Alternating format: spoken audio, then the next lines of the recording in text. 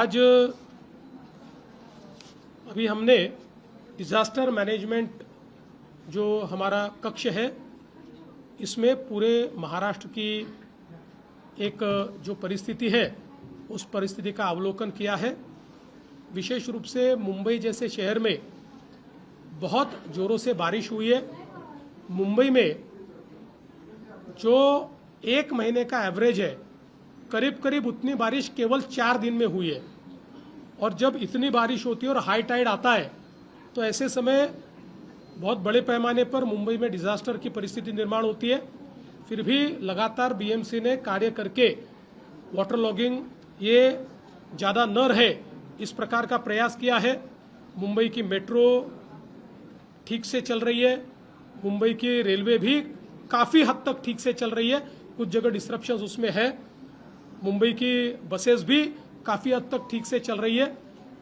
लेकिन कल मुंबई में बहुत बड़े पैमाने पर जो विंड जो है अनप्रेसिडेंटेड इस प्रकार से हवा चली है और इसकी इंटेंसिटी करीब 50 किलोमीटर प्रति घंटा इतनी इंटेंसिटी के साथ ये हवाएं चली और उसके कारण मुंबई के मॉनसून में 4 महीनों में जो इस प्रकार से यहाँ का मॉनसून बहुत तगड़ा होता है तो जितने झाड़ गिरते करीब करीब उसके 50% कल एक दिन में झाड़ गिरे हैं और 350 झाड़ गिरे और करीब 450 झाड़ों की अलग अलग प्रकार से उसके जो डंगाल है या बाकी सारी चीज़ें हैं वो नीचे आई है।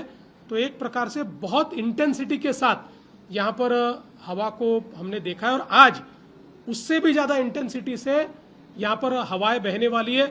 करीब 70 किलोमीटर प्रति घंटा से 90 किलोमीटर तक भी हो जा सकती है, पर 50 से 70 किलोमीटर इस इंटेंसिटी के साथ यहाँ पर हवाएं चलेगी। इसलिए हमने लोगों को आज हमने छुट्टी भी दी है, हमारे ऑफिसेस को भी दी है, लोगों को वर्क फ्रॉम होम कहा है और लोगों को अपील की है कि लोग कम से कम घर से बाहर निकले, अत्यावश्यक हो तभी घर से बाहर निकले, अन्यथा मुझे ऐसा लगता है कि कोई न कोई प्रकार से दुर्घटना का सामना उनको करना पड़ेगा।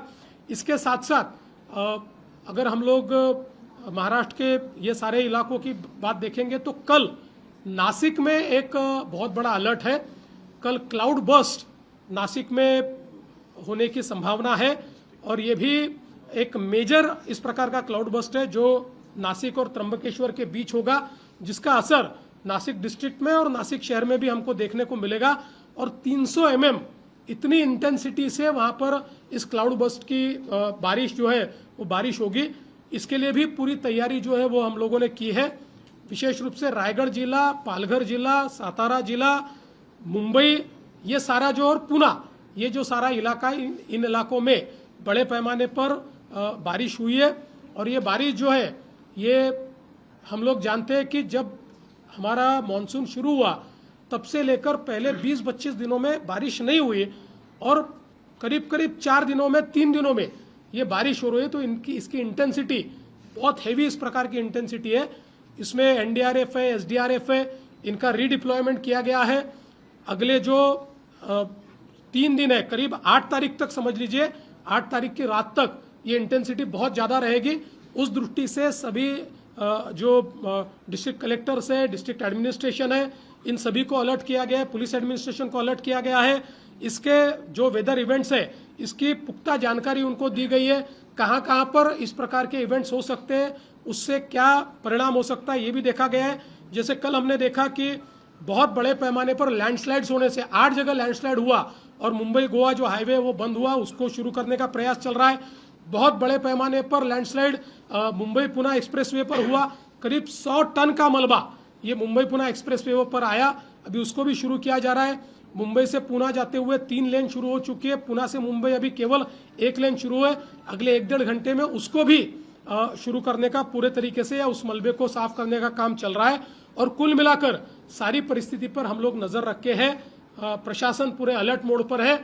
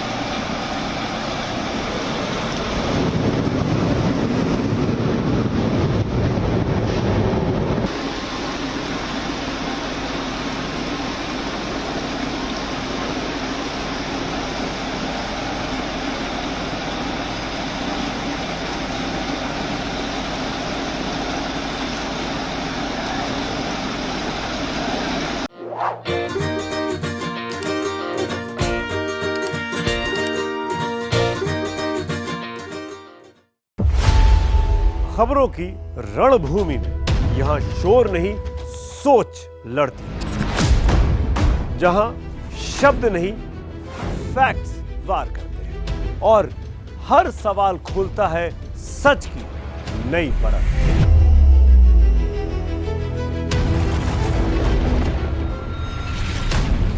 चक्रव्यूह आपके अपने सुमित अवस्थी के साथ सोमवार से शुक्रवार शाम 6:57 पर टाइम्स नाउ नव भारत पर।